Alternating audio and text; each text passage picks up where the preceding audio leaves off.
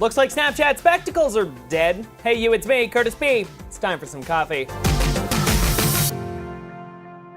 Just last year, we saw people lining up around the block to get their hands on the latest cool tech from Snapchat, that being the new spectacles. Now a report is showing that demand has completely died off, which isn't good news for Snap Inc., as they may have hundreds of thousands of these devices sitting in storage. Now, if you don't know what the Snapchat spectacles are, I don't know where you've been, but anyway, they're just a pair of sunglasses. They have a little built-in camera on the one side, and they record a strange, circular video.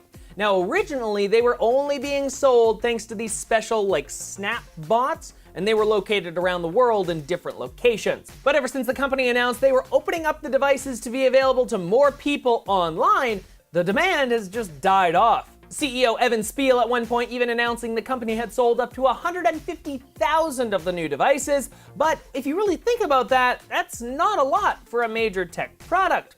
Originally, Snap Inc. had hoped that the spectacles would become some sort of major product for the future of the company, but now it looks like that future is over. Now beyond that, the company has over 150 hardware team members that are also rumored to be working on some sort of drone platform, but nothing ever came about with that. Information coming from inside of the company says that they've canceled that project altogether, so don't expect a Snapchat drone anytime soon. But with all that gone, what's next for Snapchat? If they can't create a fun camera on your glasses and the drone isn't a thing they're able to do, what's the company hoping to do next? Well, it sounds like they actually might be getting into the world of augmented reality, something that Apple, Google, and Facebook are all really pushing hard at. The problem though is that Snapchat doesn't look like it has the tech or the R&D budget to really accomplish anything in the AR space. AR requires a lot of research and a lot of money to really make any sort of dent. Right now, overall, the company just looks like it's at a loss for growth. Even the app itself really hasn't changed much in the past year if you really think about it. All they've really rolled out is that new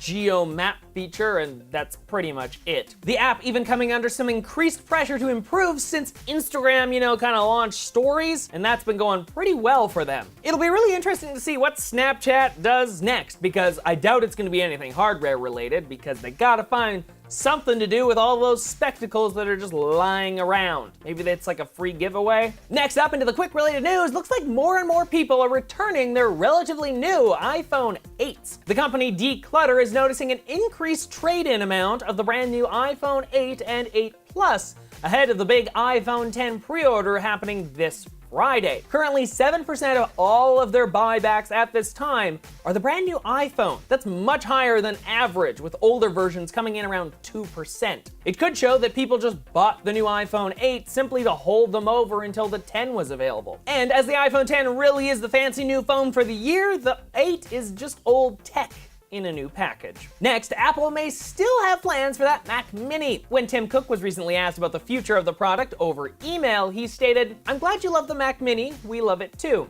Our customers have found so many creative and interesting uses for the Mac Mini. While it's not time to share any details, we do plan for Mac Mini to be an important part of our product line going forward." Now, it's been over 3 years since the Mac Mini has received any type of update, and many were beginning to think that the company had just forgotten about the product altogether. But by the sounds of it, there may be something in the works for it in the future. Next up, the Google Pixel 2 is having more and more issues these days, as reports are coming out online that the company could be having issues manufacturing the white version of the phone. Based on online orders, it looks like the company is having a hard time keeping up with sales of the new Pixel 2, as shipping times for the 64GB version in white have slipped to a multi-week delay. Now, Google had similar issues last year keeping the phone in stock, so it's really nothing new here, and it could be a good sign that so many people are interested in the new phone. I just hope they can get this all sorted out before some of those people waiting actually decide to move on to a totally different phone that they can get right now. And last, it looks like OnePlus is getting ready to announce a brand new flagship smartphone. The company is expected to release the new OnePlus 5T in November with a brand new design. Leaked images of the new phone have been sent to Android Authority and showcase the new edge-to-edge design and a larger display on the front. Looks like the phone will have a 6-inch 18:9 display with smaller bezels and an aluminum frame. But we'll have to wait until next month when the product is expected to be announced to learn more, but I'm sure it'll be a highly anticipated new device.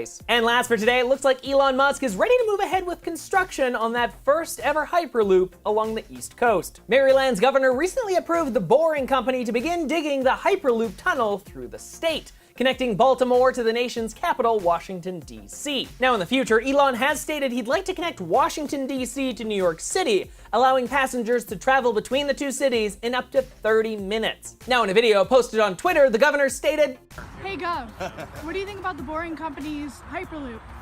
I think it's coming to Maryland, and it's going to go from Baltimore to Washington, so get ready.